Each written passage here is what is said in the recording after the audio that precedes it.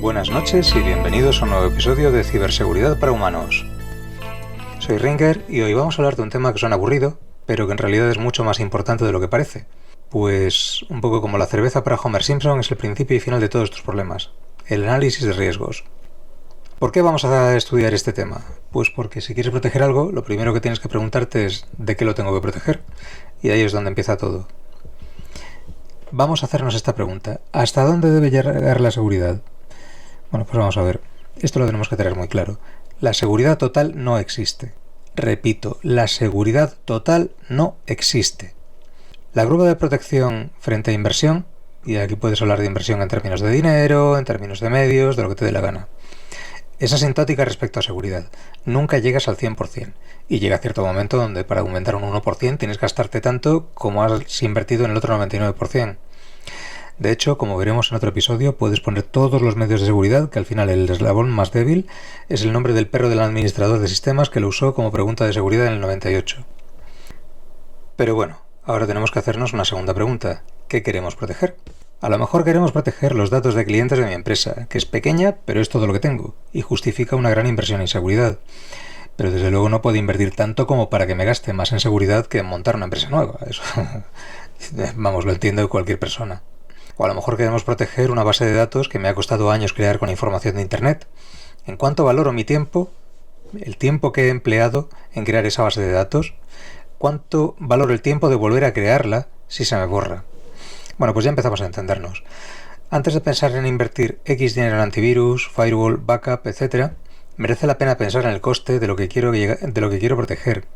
¿Y qué pasa si lo pierdo? Y eso es el análisis de riesgos. El objetivo es poder saber cuándo debo dejar de preocuparme de proteger mi sistema. Lo haré cuando el riesgo sea aceptable, y eso puede ser porque el riesgo residual, ya empezamos a usar palabras técnicas aquí, el que queda al final de hacer todo lo que tengo que hacer, es aceptable. Luego veremos qué opciones tengo. La siguiente pregunta que nos hacemos es ¿para qué sirve el análisis de riesgos? Bueno, pues el análisis de riesgos sirve para tomar decisiones informadas. Al final decido pagar almacenamiento en la nube porque el riesgo de que me entren en la oficina y me roben el ordenador es muy alto. Por ejemplo, sirve para priorizar. Si el antivirus me cuesta 100 euros al mes y facturo 500 euros al mes, pues me tengo que plantear si merece la pena pagar el antivirus o asumir que me entra un virus, me tocará formatear y rezar para que pueda recuperar los datos. A ver, vale, es un ejemplo muy absurdo y todo lo demás. Hay más opciones, pero bueno, es un poco para que nos hagamos una idea de a qué me refiero. También sirve para justificar tus decisiones ante la dirección o ante un auditor. Bueno, esto parece una tontería. Parece que en realidad lo que estoy diciendo es que sirve para poder decir no fue culpa mía. Pero bueno, es que una acreditación de seguridad es exactamente eso. Sirve para que si pasa algo, se sepa a quién meter en la cárcel. En términos técnicos, el análisis de riesgos es parte fundamental de la diligencia debida. Entonces, ¿qué es lo que quiero decir con diligencia debida? Pues a ver, básicamente, si pasa algo, lo que quiere decir es que hice todo lo que estaba en mi mano con la información que tenía, y es fundamental para que no te toque pagar a ti. La siguiente pregunta es, ¿cuándo aplicar el análisis de riesgos? Pues a ver, sin duda desde el principio. Luego hay momentos clave. Yo doy unos, pero cuando te metes en harina te lo pide el cuerpo. Te das cuenta tú solo de cuándo te conviene. A ver, por ejemplo, cuando arranca un nuevo proyecto o un sistema nuevo. Cuando cambia el entorno, una nueva ley, una fusión, un cambio tecnológico. Después de un incidente, para saber qué es lo que pasó. De forma periódica, para revisar el estado actual y adaptarse. A ver, recordad que esto es un proceso vivo, no es un informe que se guarda en un cajón. Tenemos que entender una cosa. El análisis que haces ahora te vale para ahora y poquito más. Tiene un tiempo de vida. A ver, esto no lo cuentan en las metodologías, igual porque es demasiado evidente y no se menciona. Pero yo en mi experiencia trabajando en el tema creo que es fundamental decirlo y tenerlo presente. El riesgo depende del tiempo. Imagínate que estudias el riesgo de que tu ordenador se infecte sin ningún tipo de antivirus. Bueno, a ver, ¿es igual el riesgo si me lo planteo de aquí a un año o de aquí a 5 minutos? Pues por supuesto que no. En 5 minutos consigues que el riesgo sea cero simplemente manteniendo el ordenador apagado. Incluso aunque luego tengas que trabajar con él. Te esperas 5 minutos y luego haces lo que te dé la gana, porque ya no es un riesgo que analizamos. De eso vamos a hablar en el siguiente bloque. Eso también tengo que explicarlo muy, muy clarito. Sin embargo, de aquí a un año no puedes tenerlo apagado, tendrás que usarlo antes, presumiblemente muchas veces. Entonces, en un año el riesgo aumenta. A ver, aquí quiero matizar algo también. Tengo una mente muy de ingeniero. Por ejemplo, pongo ejemplos en los que simplifico muchas cosas y parece que digo estupideces porque nunca se va a dar ese caso. A ver, no es así. Pongo ejemplos absurdos porque intento eliminar todos los distractores para que se entienda lo que quiero decir. En este ejemplo, analizar este riesgo es estúpido, pero sirve para que se vea claramente que entre 5 minutos o un año hay una diferencia enorme de riesgo, manteniendo iguales todos los demás condicionantes, claro. Así que con periodos de tiempo intermedios, pues habrá un riesgo que ni es cero ni es del 100%, y claramente depende, entre otras cosas, del tiempo. A ver, en resumen, el análisis de riesgos hay que irlo repitiendo cada cierto tiempo, y si se fijan hitos temporales, mejor. Siguiente punto. ¿Cómo preparo mi análisis de riesgos? Bueno, pues antes de empezar a analizar, tengo que dejar claras varias cosas. Para poder hacer un análisis de riesgos hay distintas metodologías de riesgo. Luego voy a dar una lista muy sencilla. Hay muchos modelos y cada uno es más útil para una cosa u otra. Más complicados, más sencillos. Para algunos necesitaremos saber mucha estadística. A ver, que nunca viene de más saber mucha estadística. Para otros no tanta. A ver, lo importante es elegir un análisis que sea útil para vuestra organización, área de negocio y objetivo. Ahí yo ya no puedo dar consejos. Hay modelos de los que jamás he oído hablar, otros de pago, otros que su complejidad los hace inmanejables. Daré una pincelada de los que conozco, que además son gratuitos. Y a ver, el hecho de que sean gratuitos no quiere decir que sean ni mejores ni peores. Repito que hay modelos muy complejos para áreas muy específicas, pero los gratuitos suelen ser aplicables a casi todo. Entonces, la primera pregunta que nos hacemos para preparar mi análisis de riesgos es: ¿qué metodología de riesgos voy a emplear? Hay muchas.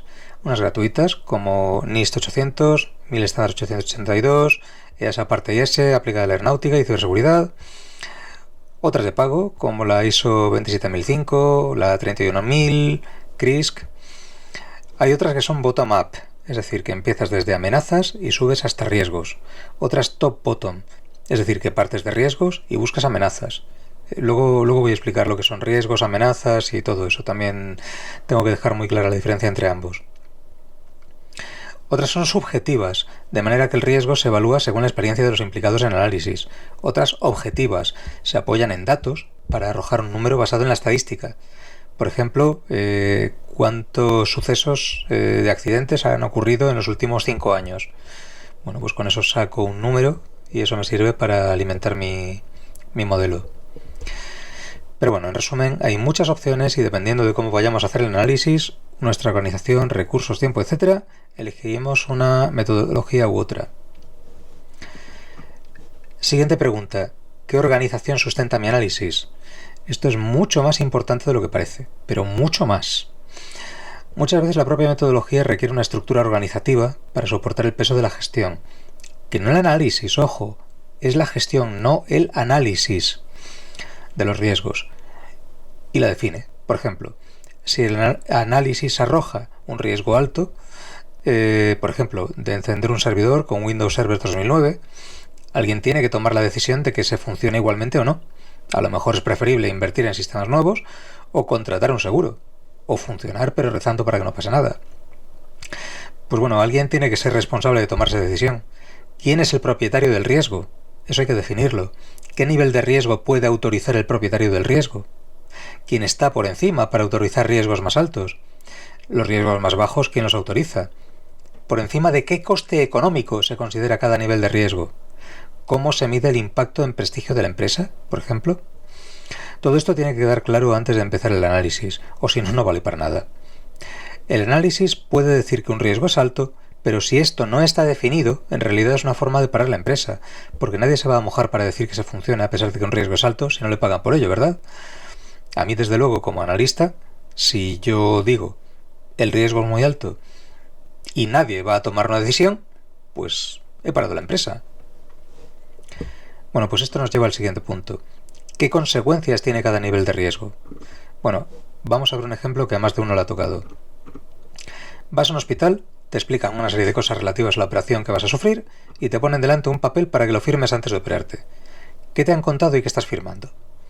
Bueno, pues lo que te han contado es que el riesgo de operarte de tu enfermedad conlleva un riesgo asociado y los detalles vienen en el papel que te ponen delante. pero lo más importante es que lo que firmas es la aceptación del riesgo. Tú eres el propietario de tu riesgo. El hospital tiene a una persona en nómina que hace un estudio de riesgos, lo plasma en un papel y se lo da al médico para que lo explique al paciente. Los detalles de la responsabilidad que le toca al médico en este punto, por explicar mejor o peor lo que dice el papel, lo desconozco. La sanidad, honestamente, no es mi área. Pero he elegido este ejemplo por ser una cosa bastante común, que le ha pasado a todo el mundo y es fácil de entender. El caso es que lo siguiente que ocurre es que el paciente lee una serie de escenarios apocalípticos en el que se describen las múltiples formas de morir o de quedar lisiado por operarse. A ver, en algunos casos de manera simplemente descriptiva, en otros con porcentajes estadísticos. Todo esto depende. Pero bueno, el resumen es que te vienen a contar que el riesgo de la operación es alto y que el propietario del riesgo, otra vez que eres tú, debes aceptarlo o no. ¿Por qué el riesgo suele ser indefectiblemente alto? ¿Por qué se describen con pelos y señales todos los peligros? Pues porque el impacto de una operación mal realizada puede ser enorme a través de cualquier amenaza. Vamos a ver luego sus palabras, ¿vale? Y aunque la probabilidad de que ocurra sea baja, el altísimo impacto implica que una operación tiene asociado un riesgo alto. ¿Qué pasa si el riesgo se manifiesta? El propietario del riesgo es el último responsable de lo que se haga y en este caso, como es tu cuerpo y tú lo has aceptado, tú eres el que sufre las consecuencias. ¿Qué quiere decir manifestarse el riesgo? Pues que pasa lo peor que podía pasar en nuestro análisis sobre este riesgo en particular. En este caso, como tú lo has aceptado, no le puedes reclamar a nadie. ¿Qué pasaría si el hospital te pone delante un informe diciendo que el riesgo es bajísimo y que no te va a pasar nada y luego resulta que sí que pasa y pierdes la vista, por ejemplo? Pues en ese caso el hospital tiene un problema muy gordo, dado que si el impacto era que esa persona que se quedase ciega, otra vez un impacto muy alto, para que el riesgo sea bajo, la probabilidad de que eso ocurra tiene que ser ridículamente pequeña. Como de alto o como de bajo, depende de la legislación, que nadie se tome este podcast como una consultoría legal.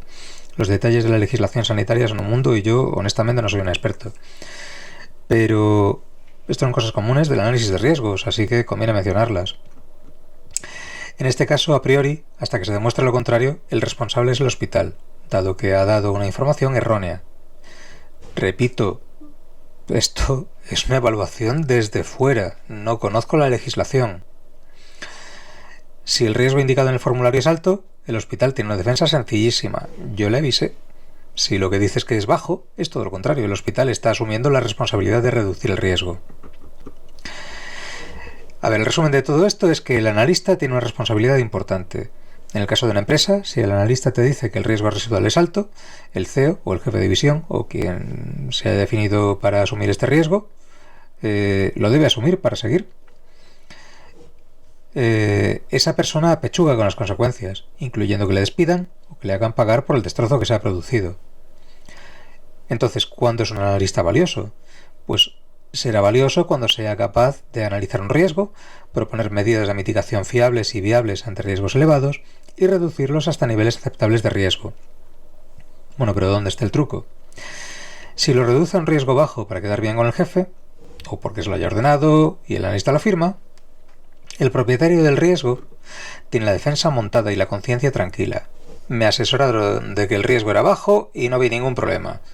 Pero claro, si se demuestra que en realidad el riesgo era alto, quien tiene que pagar la factura es el analista, por haber hecho mal un trabajo con unas consecuencias importantes. Vais entonces entendiendo ya por dónde van los tiros, ¿no? El propietario del riesgo tiene que decidir qué hacer con el riesgo, pero el analista también tiene una responsabilidad. Si la pone muy alta, entonces el analista está cubierto. Si la pone muy baja, el jefe está cubierto. Entonces, vamos a la siguiente cuestión. ¿Qué es un riesgo? Bueno, pues ya tenemos preparado el entorno. Ahora tengo que hacer un inciso para meter esta sección.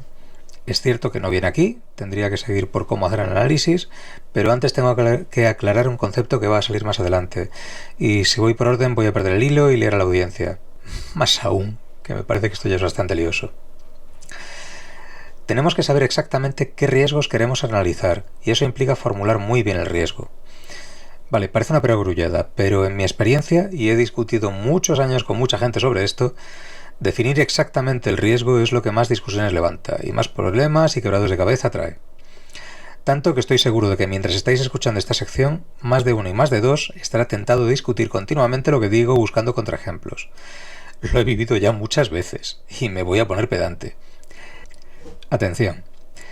Las sutiles implicaciones de enunciar mal un riesgo marcan la diferencia entre que el análisis sirva para algo o que solo sea una ristra de casos para cubrir el expediente. Me explico. Es muy fácil confundir riesgo con amenaza, porque lo chungo de las amenazas es que se materialicen, así que todo el mundo asocia ambas. En serio que no es un problema semántico. Vamos a quedarnos con esta definición, es importante que la recordéis. El riesgo es la materialización de una amenaza a través de una vulnerabilidad. Repito, el riesgo es la materialización de una amenaza a través de una vulnerabilidad. 3 palabras en este orden: amenaza, vulnerabilidad, riesgo. Por ejemplo, quiero analizar cuál es el riesgo de que un virus borre mis datos del ordenador. Entonces, ¿cuál es el riesgo? Pues la pregunta, que un virus borre mis datos del ordenador. ¿Cuál es la amenaza? Aquí tenemos que ver de qué manera puede ocurrir eso, y para eso nos tenemos que hacer más preguntas, algunas de las cuales forman parte de las condiciones de mi análisis. ¿El ordenador está ya infectado o no? Eso tengo que explicarlo en el análisis. Si supongo que no, tengo que considerar que una de las amenazas es que primero entre. Si por el contrario el caso que quiero analizar es que esté infectado, el análisis lo haré para evitar que haga daño. Y este caso es mucho más común de lo que parece a simple vista. Tened en cuenta de que podemos estar haciendo este análisis como parte del Incident Response Plan. Y tengo que ver cómo actuar si se infecta un equipo. Pero bueno, sigo que me distraigo. Supongamos que el ordenador no tiene virus. Una de las amenazas es que entre, y tendré que pensar en formas de que entre en el sistema. Selecciono distintas posibilidades: que entre por el puerto USB, que entre por la red, que lo escriba un usuario con privilegios de administrador. Esas son las amenazas. Y luego tendré que analizar una cadena de eventos que lleven a materializar esas amenazas. Un usuario accede con un pendrive infectado y lo pincha en el ordenador. Un usuario descarga un programa malicioso de Internet. Todo ese tipo de casos. Lo siguiente, que son las vulnerabilidades. Pues aquí miro las amenazas de antes y la cadena de eventos. Puede ser desde las más sencillas, es decir, que el ordenador no tiene antivirus, es una vulnerabilidad, hasta muy complejas. El ordenador es un Intel x64 de la serie 12 que, de acuerdo con el CV Pichuflín, se puede ejecutar código desde instrucciones al microprocesador si escribe tal secuencia de unos y ceros en la cabecera del archivo system32.dll. Y no ha salido parche, es una vulnerabilidad de día cero. Bueno, pues esos son vulnerabilidades. Entonces, este riesgo tiene un impacto asociado muy claro. El impacto es alto, pues porque ahí guardo las cuentas de mi empresa, por ejemplo. O bajo, porque es un ordenador que tengo de cortesía en la sala de espera de mi consultoría para que los clientes que no tienen móvil lean el periódico mientras esperan. Además, si quiero poner mitigaciones, otra palabra técnica, es fácil, porque a lo mejor simplemente poniendo el antivirus reduzco todas las vulnerabilidades y el riesgo es bajo.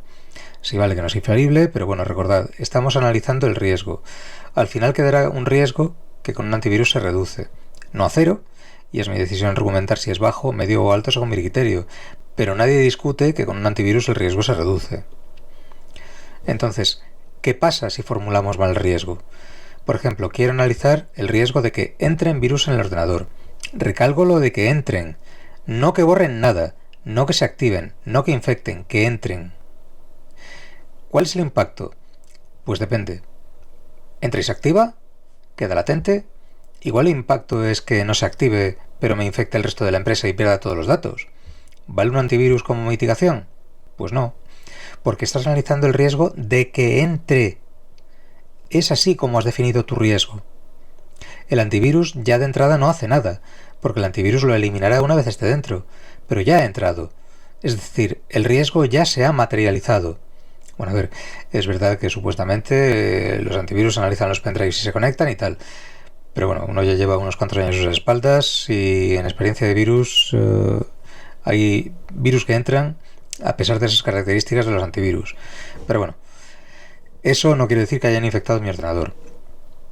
Lo recalco otra vez por si estáis perdidos. En este segundo caso analizo el riesgo de que el virus entre, no que haga nada, simplemente que entre, porque así lo he definido. El riesgo está así definido. Entonces, si yo lo que quería decir es que el virus se active, y era lo que yo tenía en mente cuando dije que entre el virus, es una cosa muy distinta. Tengo que modificar el enunciado de mi riesgo. Como veis, son cosas muy distintas, aunque parecen la misma. Entonces, ¿qué problema tiene que haya enunciado mal el riesgo? Pues, una vez más, un riesgo mal enunciado es que analizo el riesgo de que un virus entre en el ordenador y está mal enunciado porque quería decir que infecte mi ordenador, o que borre mis archivos, o como lo queréis llamar. Pues mal enunciado lo hace más complicado todo. Tengo que pensar en todas las amenazas y cerrarlas. Capar puertos USB, poner un packet filter antes del ordenador que analice los datos que entran por internet, restringir todos los privilegios de usuario. No basta con poner un antivirus, un par de medidas y más y listo. Que sí, que así todo queda mucho más seguro y tal, pero volvemos a lo del principio. ¿Cuánto quiero invertir en protegerme? Bueno, pues nada más, por el momento lo dejamos aquí. El próximo episodio lo completaremos con la parte 2 del análisis de riesgos. Os explicaré cómo hacer un análisis de riesgos y os daré unas pinceladas de unas cuantas metodologías de análisis de riesgos. Bueno, pues nada, buenas noches y nos vemos en el próximo episodio de Ciberseguridad para Humanos. Chao, chao.